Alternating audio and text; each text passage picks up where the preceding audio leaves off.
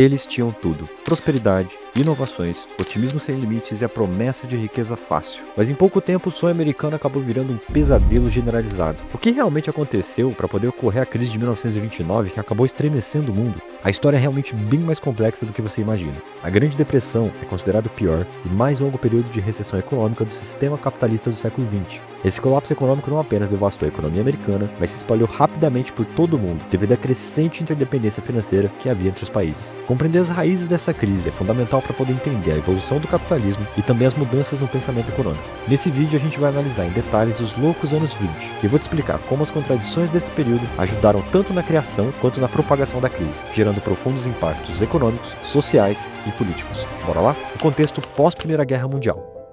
Para compreender a gênese da Grande Depressão, a gente tem que voltar ao contexto do fim da Primeira Guerra Mundial, de 1914 a 1918. Após o conflito, a Europa encontrava-se devastada. Além de deixar um rastro de morte, a guerra também destruiu cidades inteiras, o que fez com que muitos países tivessem enormes gastos com reconstrução, deixando suas economias fracas e retraindo em grande escala o consumo e a produção local, algo que abalou a economia europeia. Os Estados Unidos, por sua vez, emergiram da guerra como principal potência econômica global. Isso porque, além da guerra não ter ocorrido em solo americano, o que ajudou a manter as cidades intactas, durante a guerra os Estados Unidos expandiu suas indústrias para poder suprir boa parte da demanda dos aliados, desde armamentos e automóveis até comida e combustível. Os Estados Unidos foi acumulando tamanha riqueza ao longo, e após a Primeira Guerra, que eles também se tornaram os maiores credores mundiais, desbancando o posto dos britânicos. Aos poucos se tornaram um país que mais emprestava e financiava tanto durante a guerra quanto a reconstrução dos demais países após a guerra. De certa forma foi uma virada de chave, afinal de contas os Estados Unidos saiu de nação devedora para uma nação credora, detendo uma das maiores quantidades de ouro do mundo. Lembrando que nessa época os países seguiam o padrão ouro. E obviamente as coisas não pararam por aí. O crescimento continuou durante toda a década de 1920. Entre 1918 e 1928, a produção e exportação norte-americana cresceu exponencialmente, impulsionada pela indústria automobilística, de alimentos e demais produtos industrializados. Inclusive, é justamente na década de 20 que os eletrodomésticos se popularizaram nos Estados Unidos, com fogões, geladeiras, torradeiras e lavadoras, se tornando a marca de consumo da sociedade norte-americana. E falando nisso, os loucos anos 20, os anos de prosperidade e especulação.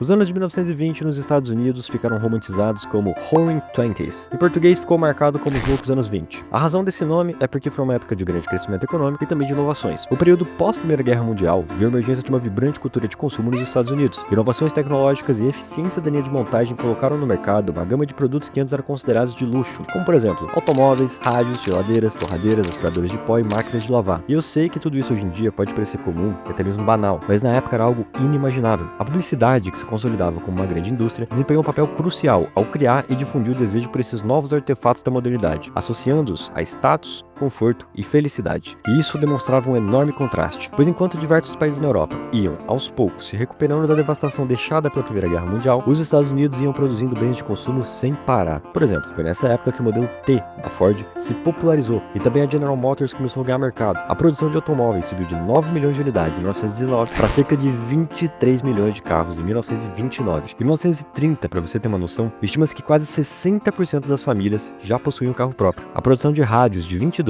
a 29 simplesmente triplicou, e de 1915 a 1930 a quantidade de vendas de telefones dobrou. Ter um carro da moda, uma geladeira, uma torradeira e um rádio eram o sonho de consumo do mundo todo. Mas parecia que só os americanos viviam essa realidade. Essa quase exclusividade do padrão de vida norte-americano fez surgir o famoso American Way of Life, retratado em larga escala no cinema, sempre mostrando como o sonho americano era algo maravilhoso. Mas uma pergunta que surge é: como que tudo isso aconteceu?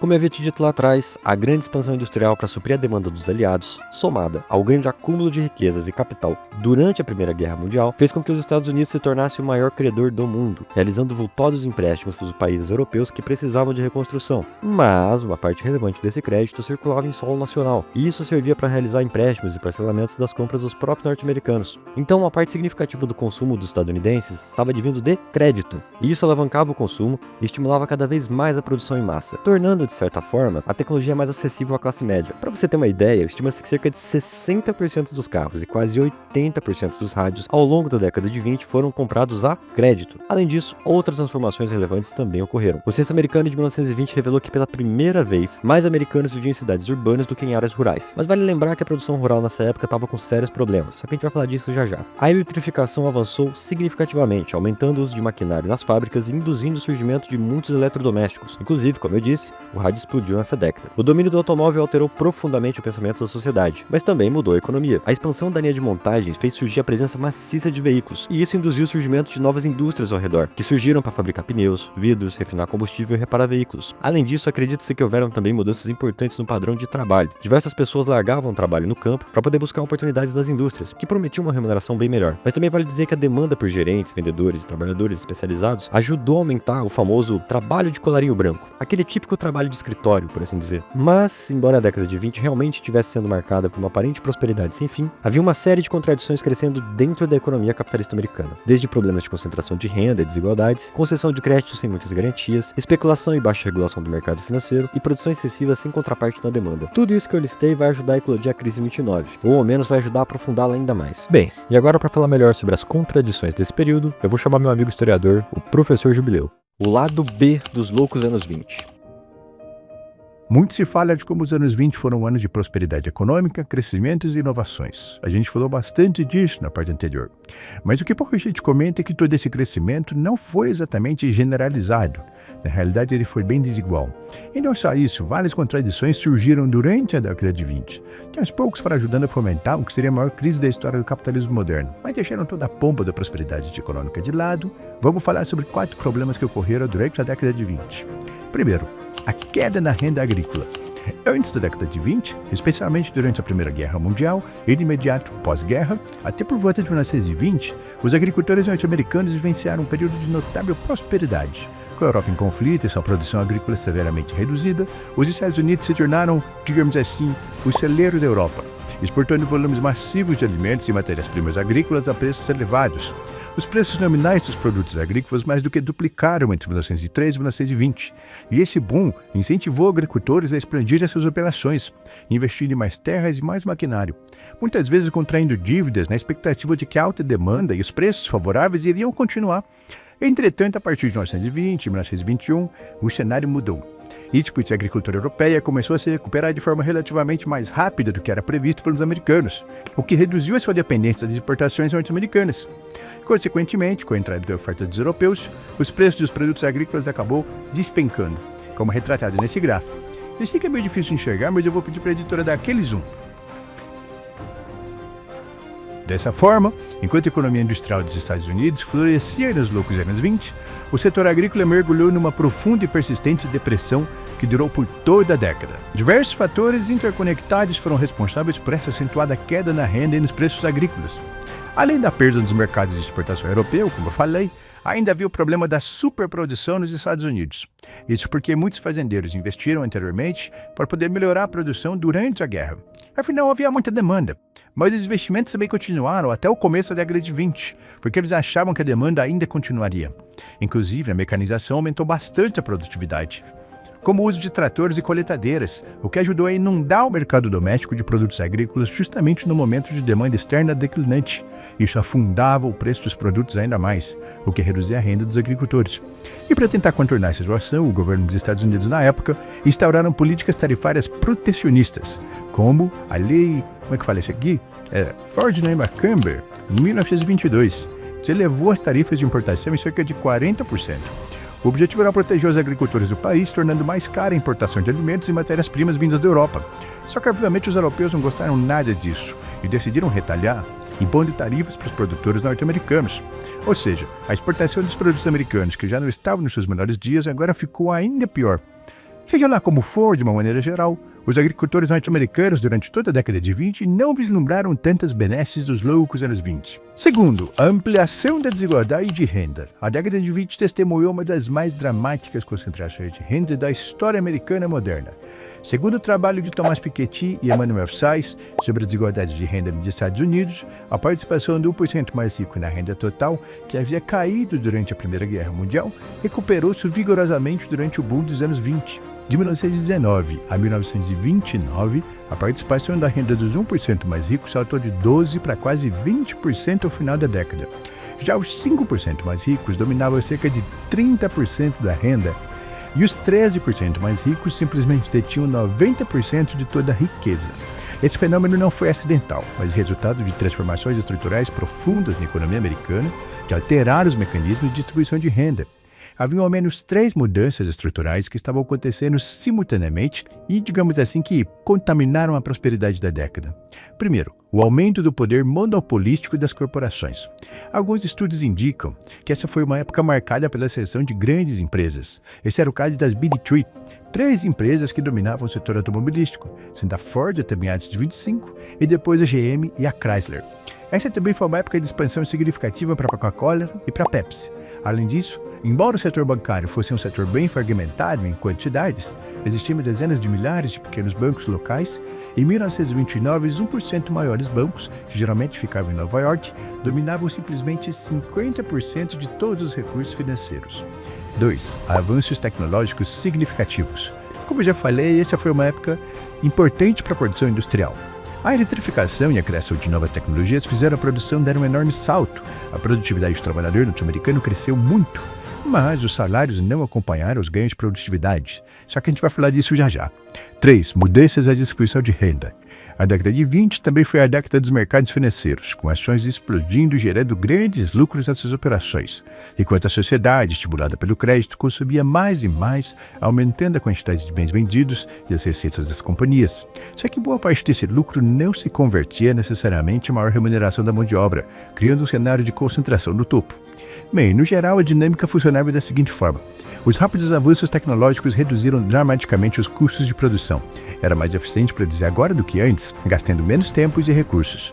Mas o crescente poder monopolístico das corporações impediu que esses ganhos se traduzissem em quedas proporcionais dos preços. Ou seja, mesmo com o aumento da oferta, as grandes companhias conseguiam, de certa forma, manter os preços como eles estavam.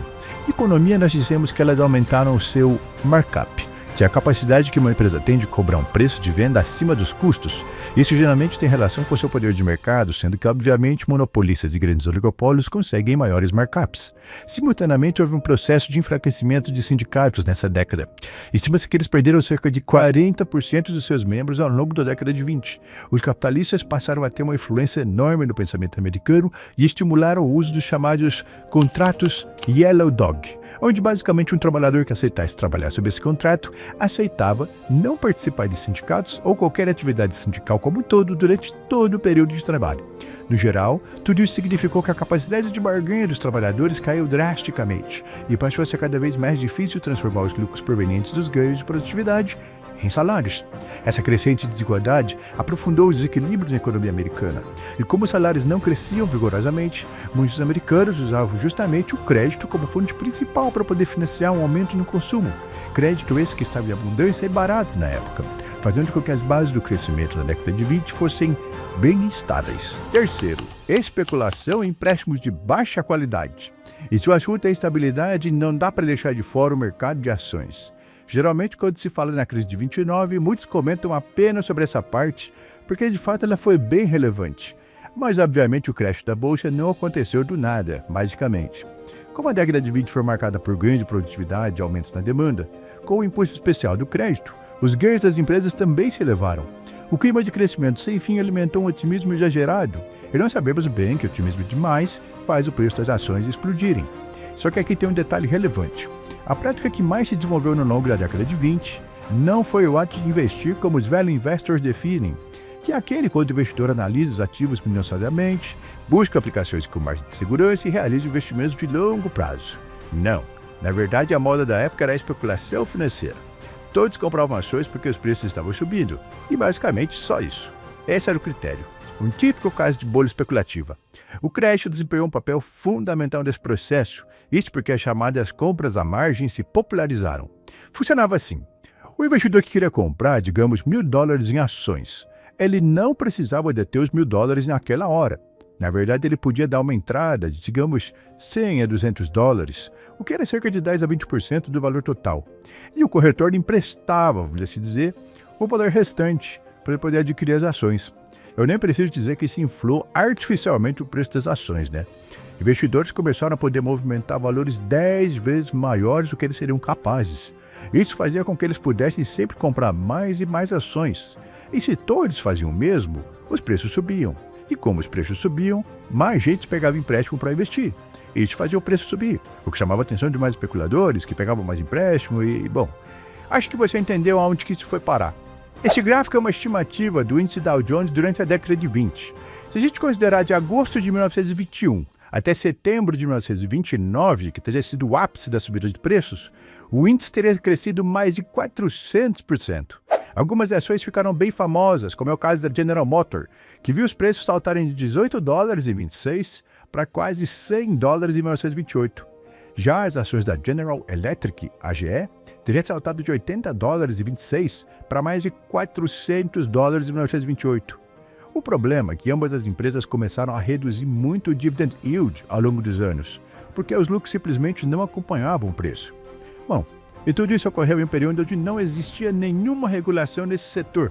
Para você ter uma ideia, a SEC, Securities and Exchange Commission, responsável por regular o mercado financeiro norte-americano, só foi criada em 1934, exatamente em resposta à crise financeira de 29. Quarto, a rigidez do padrão ouro. O retorno ao padrão ouro após o fim da Primeira Guerra criou um cenário de instabilidades generalizadas. Alguns países, como a Inglaterra, chegaram, em 1925, a retornar às paridades pré-Primeira Guerra, onde cada libra valeria $4,86. Isso levou John Maynard Keynes a publicar um artigo chamado As Consequências Econômicas de Mr. Churchill, que era até então o chanceler do Tesouro Britânico. A grande crítica residia no fato de que essa paridade para a época se demonstrava irrealista, já que os Estados Unidos havia despontado como grande nação produtora e criadora mundial. O jogo havia mudado e manter as paridades pré-Primeira Guerra parecia algo irrealista. Que eles argumentavam que isso tinha de estimular a competição das exportações britânicas e incentivar as importações, desregulando a balança comercial britânica. Quando as balanças comerciais ficam negativas e os países não podiam emitir mais moedas, já que estavam atrelados ao padrão ouro, que era extremamente rígido, a saída era forçar desvalorizações internas, como nos preços e nos salários. Bom, a extensão dessa crítica eu vou deixar para o nosso vídeo sobre a crise de 29 em si, que é o próximo, pois eu vou conseguir comentar em detalhes como o padrão ouro ajudou a aprofundar a crise. Bom, eu já falei aqui os motivos e tudo mais, agora é com o menino, tá bom? Tchau, tchau. Os primeiros indícios da crise.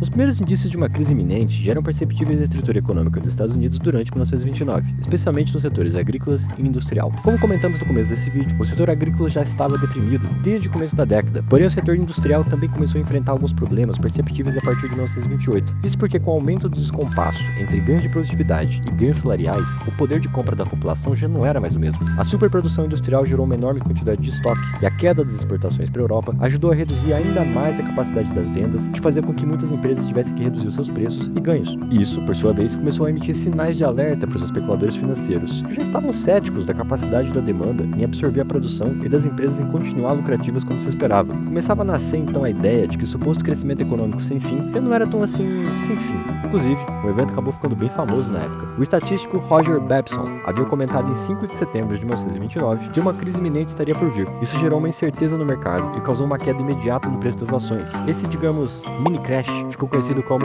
Babson Break. Mas antes disso, em 1928, o corretor da bolsa, Charles Merrill, que trabalhava na Merrill Lynch, enviou um aviso aos seus clientes, abre aspas, agora é uma boa hora para poder quitar as dívidas. Não pedimos que vendam suas ações afobadamente, mas aconselhamos que aproveitem a alta para ordenar suas finanças, fecha aspas. Ou seja, aquela alta expressiva representava um bom momento para poder desfazer as suas posições, embolsar o lucro e aguardar. Esse sentimento de dúvidas então começou a ficar bem forte ao longo de 1929, deixando o mercado muito volátil. E bem, o final dessa história nós já sabemos, mas para poder contar de uma maneira bem completa, eu vou lançar um vídeo somente sobre a Grande Depressão de 1929. Mas e aí, o que você achou desse vídeo? A ideia aqui foi trazer uma visão completa, e eu espero realmente que isso possa ter sido útil para você. Meu único pedido é que se inscreva, porque isso nos ajuda demais a alcançar mais pessoas. Deixe um comentário que eu farei questão de responder cada um de vocês. Um grande abraço e até mais. Fui!